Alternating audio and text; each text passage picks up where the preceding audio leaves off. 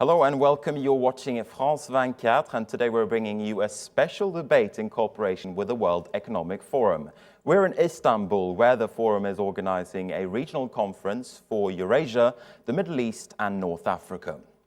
The topic that we're debating today goes straight to the heart of one of the most important issues in global economics and business today, the Eurozone's survival. More specifically, we're asking whether or not austerity is the right way to achieve a healthy economic recovery and to restore growth in the Eurozone. This, of course, at a time when some people are saying that austerity risks killing the patient that it was meant to heal, growth and the Eurozone as a whole. With me here on stage, I have a distinguished panel from academia, from politics and from business. Sir Michael Rake, he is the chairman of the British telecoms company BT. Brendan Howlin, he's the Minister of Public Expenditure and Reform of Ireland. John Evans, he's the General Secretary of the Trade Union Advisory Committee to the OECD. Xavier Salah-i-Martin, he's a professor of economics at Columbia University in the United States. And last, but certainly not least, we have Mehmet Şimşek. He's the finance minister of Turkey. Gentlemen, thanks, first of all, for joining us here today at the World Economic Forum. Let me start with you, Sir Michael. The UK applied a series of austerity measures back in 2010 when the new coalition government came into power. 2 years down the line, where are we now? Has austerity helped or hindered the economic recovery in the UK? I think the answer at the moment is probably neither. The real answer starts with the fact that there was no choice. I think the level of debt that the UK had incurred, its deficit, fiscal deficit, is one of the highest in the world. And I think the new coalition government quite quickly realized, unless it got on top of this very, very quickly, it was likely to spiral out of control. And I think the government had to demonstrate both political will to deal with it and rely on the fact that we still have our own currency and therefore to dramatically control and reduce the cost of borrowing. So I think that was key. I think the major concern now in the UK, however, is after this 2 years of austerity, and by the way, a lot of the cuts haven't even started to come into place yet in the UK in public expenditure, is the other headwinds, the Eurozone crisis going on longer than originally anticipated. Do we have an adequate strategy for growth? Can we just rely on cost cutting in the public sector? And that's the big question at the moment in the UK. What do we do to get growth? What do we do to get money to the SMEs, to hire people, to reduce youth unemployment, which is really becoming a significant issue? It is the significant issue in the Eurozone as well as in the UK, as you were just mentioning there. John Evans, let me turn to you. You represent around about 61 million workers within the 34 member countries of the OECD.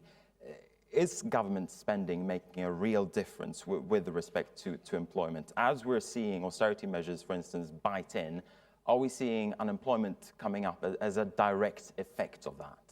Well, I think the coordinated measures which were taken in 2008, 2009, and the beginning of 2010 actually had the effect of keeping people in jobs. If you look at the ILO figures and estimates in 2009, they're expecting an extra 52 million people to be unemployed globally. In fact, unemployment jumped by about 28 million, still too much. But the measures that were taken then prevented a complete free fall of the global economy. In our view, the switch rapidly over 1 or 2 months to just pulling away that safety net, that oxygen of the global economy, was too rapid, and it didn't allow the private sector growth to pick up sufficiently to take over the recovery. So now the issue is, how do we get growth back into the system? How do we put creating jobs at the center of economic policy?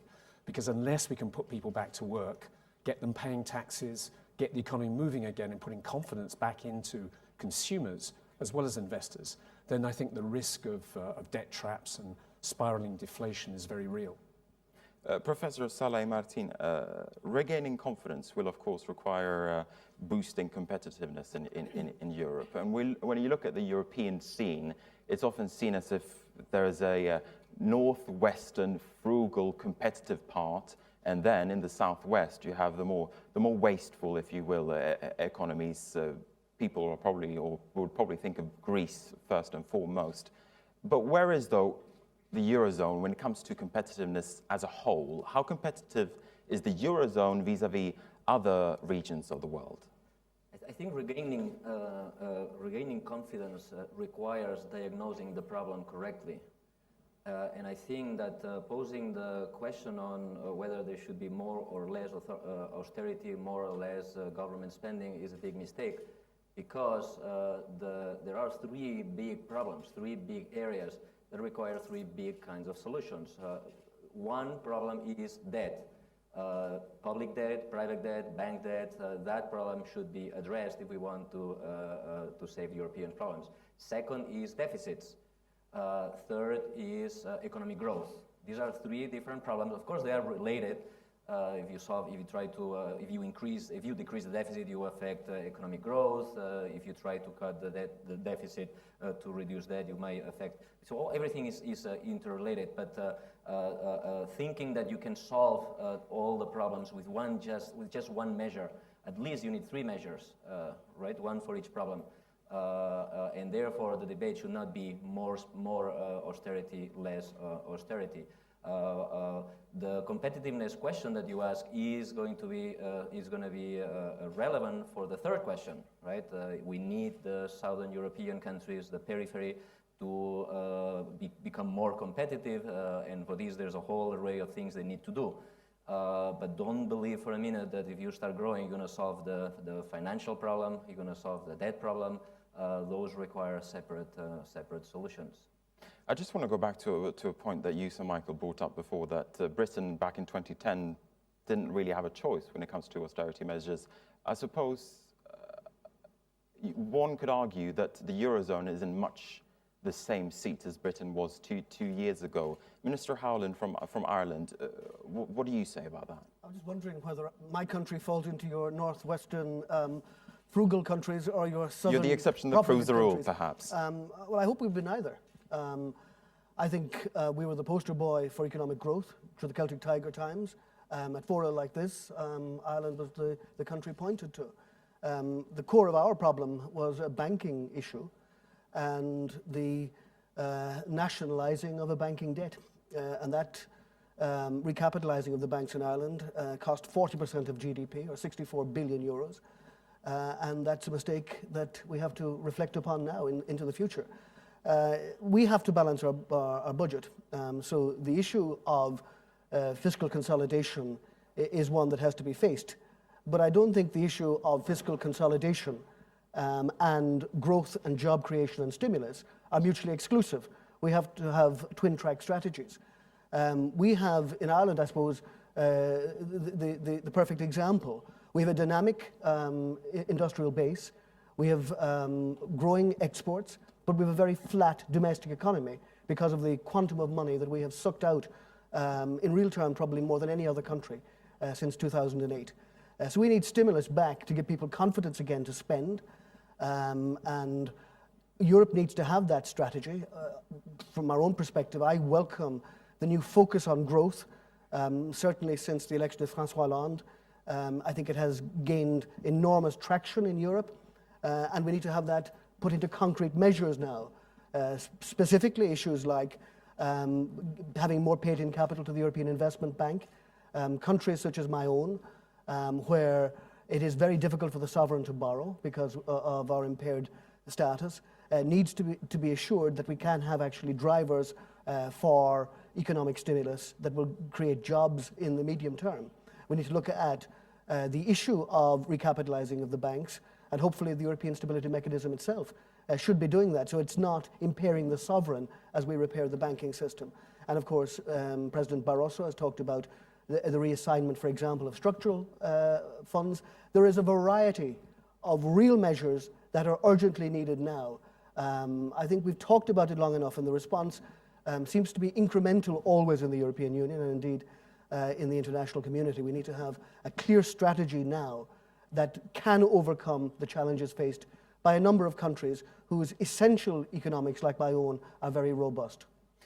You speak there about real measures, and I suppose Turkey is a country that has come up with those real measures, because last year we saw economic growth of some 8.5% in Turkey. Finance Minister Şimşek, what are you doing right, and what can the Eurozone learn from you?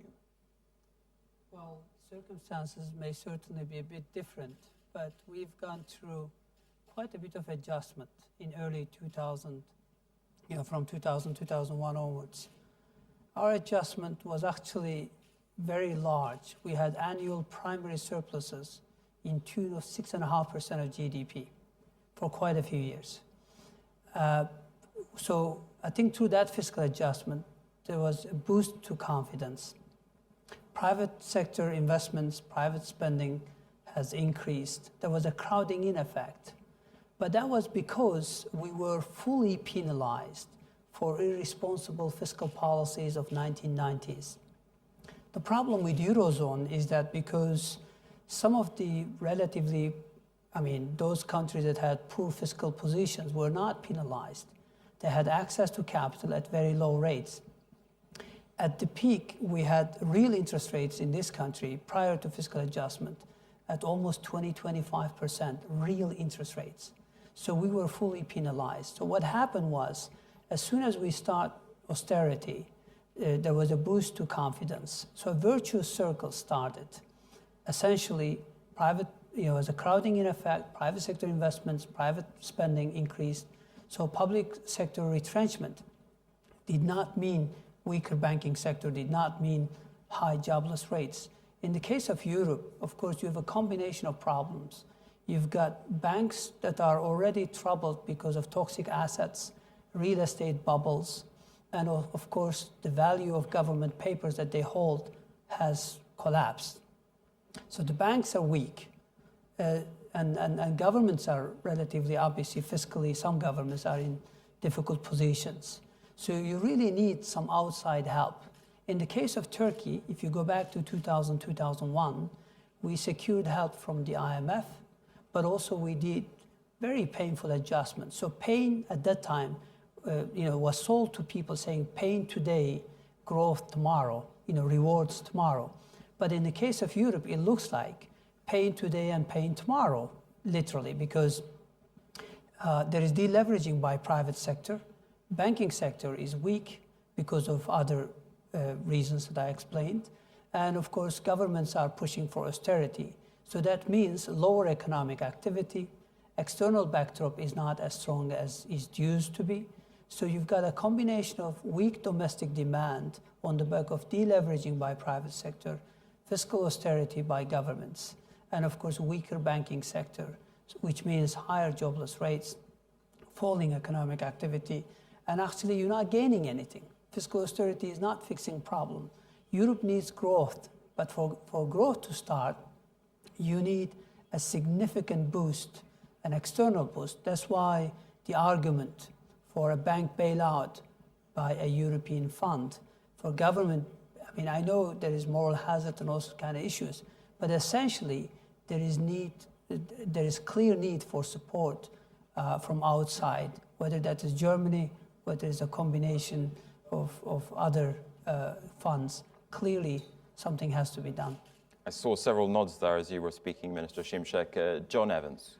I think there's a difference between an individual economy which is faced by a fiscal crisis, where you can take measures which regain confidence, bring down interest rates, and get the economy growing again, particularly if you've got a flexible currency.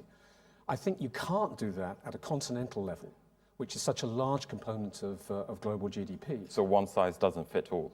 Globally, you have to get some growth back in the system, and you have to get demand rising again as well. The IMF just came out with a study which suggested that looking at the last 30 years, over 100 examples of fiscal austerity, they do in the short term actually reduce growth. The problem is when that's happening in a continent at the same time, nobody is growing. And I think that's the dilemma at the moment. I also say I think that it's wrong to see public debt as being the cause of the crisis. With one or two countries, that was certainly the case in Europe. But generally, public debt in Spain was lower than that of Germany. It was sometimes debts in the private sector, the Irish banking system, this real estate in Spain. And what we've seen is the growth in debt has been the result of the crisis, not the cause of it. Now, it's difficult to untangle it, but somehow we have to re-inject growth into the system. I don't want to set up any rivalries here, but you, Sir Michael Rick, if you were to choose between investing in the Eurozone and investing in the Turkish economy, for instance, where would you invest that money? Short answer. In the short term, it's clearly Turkey. But I did want to reflect on a couple of the comments that were made about the banking sector. I think this is critically important. I mean, it's dangerous to oversimplify things. On the other hand, unless you see things clearly, you can't understand. The reality is that most Western economies had overborrowed during the boom, both privately and publicly, to varying degrees. The reality is when the music stopped because of the banking crisis and the complete breakdown in confidence in the financial system, actually we kind of ran out of the ability to borrow money to solve the problem, to buy our way out of problem. Therefore, I think there was absolutely no choice but for this austerity program to come in. I think there's a real issue now around how you operate with the banks, because there is a huge amount of deleveraging going on. And because the regulators kind of failed to make sure the banks had the right level of capital and liquidity prior to the crisis, we risk now a huge overreaction and a rapid deleveraging of the banking sector, which is compounding the problem of growth. So it's not just the banks have had a problem, they're being actually forced by the regulators to reduce their size dramatically. And the real problem here, and we really have to understand this, is big companies like BT could go to the commercial paper markets and get very cheap finance directly, sort of, from the market. SMEs, where the employment's going to come from, can only get it from the banks. And certainly the experience in the UK is very clear. The SMEs who have the assets actually at the moment don't have the confidence, partially because of the Eurozone crisis, to invest. Those who have intellectual property but no assets aren't able to borrow and aren't able to expand. So we're being caught in a real vice-like difficulty. And I think there's a huge need here for really strong leadership at the Eurozone level. It isn't the Eurozone who caused the problem, to unlock some of this, to give business the confidence to move forward and invest where they have cash, and to sort of create an environment where it's easier for SMEs tomorrow. And at the moment, the uncertainties around will Greece leave, what's the position of the banks who have huge exposures to Greece? Will that roll on to Spain? What are the position of unfunded, banks who look all right today? Will they be all right if Spain gets into really serious issues? Is causing an enormous confidence in crisis, crisis in confidence. And I think we really, really need to understand that too in order to work through this. It isn't just about finding specific measures to create employment. I mean, creating employment through public sector, which the UK did to some degree, you see the problem. You've created false jobs. We're of course in Ireland downsizing enormously the public sector. We're going to cut the public sector pay bill by a factor of 20% between 2009 and 2015. The issue in relation to bad political decisions and bad banking decisions in terms of people lending money, there was also obviously bad decisions on those who lent the money, and those who accounted for them, of course, as well. So there's a shared moral hazard if we're looking at the spectrum of moral hazard, and we need to address it on that basis. But Sir Michael is absolutely right in relation to the issue of access to money in an economy such as the one I am living in is extremely important. And while lots of SMEs actually do want to invest now, and the banking system is telling us that there is money available, when you drill down, it's very hard. The conditionality of accessing that money is such that in reality for many SMEs, it's not possible. And we need to have a strategy that allows businesses to have access in the medium term to survive and in the medium term to thrive. Professor Saleh Martin.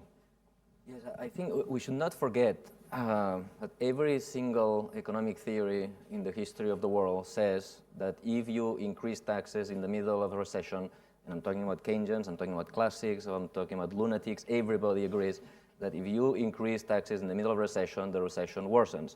If you reduce spending in the middle of a recession, the recession worsens, okay? So nobody believes that magically the opposite will happen. Now, it might be very necessary to start austerity programs in the middle of recession, but everybody remember that this will, at least in the short run, worsen the problem. Now, all these textbooks at the same time also tell you that there are other kinds of policies that you can engage in when the fiscal policy is not available. We're talking about monetary policy, we're talking about exchange rate policy, and we're talking about supply side policies. That's why I was saying earlier that we shouldn't just engage in the debate more or less austerity. Maybe austerity is necessary, but this is not excuse for not doing anything else.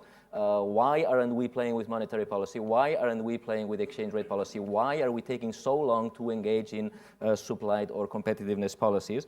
Point number two, I want to take issue on the problem of the fiscal problem of Spain. Spain had a fiscal problem even though it was not in the data.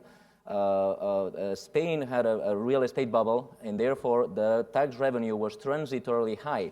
And when the tax revenue was very, very high for a short period of time, the government increased spending permanently. Then, of course, the bubble bursts, tax revenue goes down, you stay with a huge spending, and the deficit arrives. And also, Spain had a real big private debt bank problem. Government made a big mistake of, the same mistake as Ireland, of saying, we will save all the banks.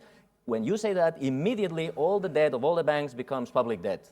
And therefore, the real government debt is really, really big because it's coming. In the next few weeks, we will see how big the government debt actually was. All right, we're going to take a short break now. Thank you very much, gentlemen. Do stand by for us because we'll come back straight to this debate. As I said, we're going to take a short break now, and we'll be back right after the news. Do stay with us here on France 24. By the magic of television, we shall now resume this debate in a moment. I shall just walk up to this mark right here on the floor.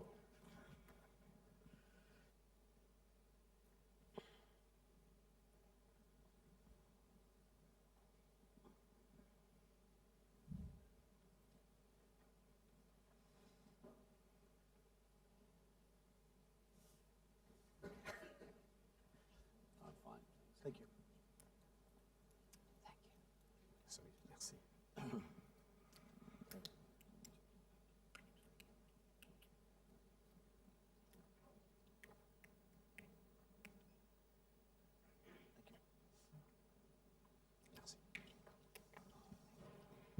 You're lubricated enough. I'll get my lubrication later.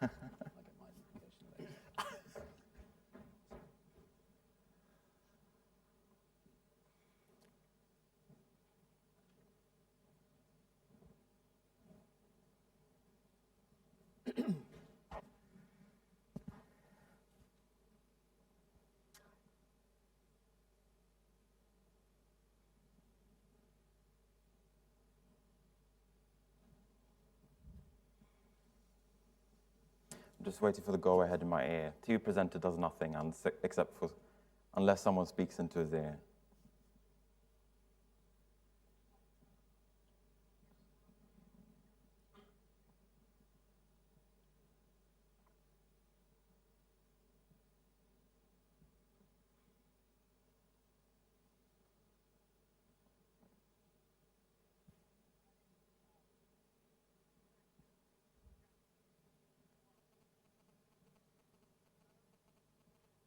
Welcome back. You're watching France 24, and we're bringing you a special debate today brought to you in cooperation with the World Economic Forum. We are discussing austerity and we're discussing growth. In just a moment, we'll pick up our discussion with our distinguished panel once again. But first, though, we're going to bring you a special message from a man who's centrally placed in Eurozone politics today. Unfortunately, he could not be here in person, but he recorded this message from Rome.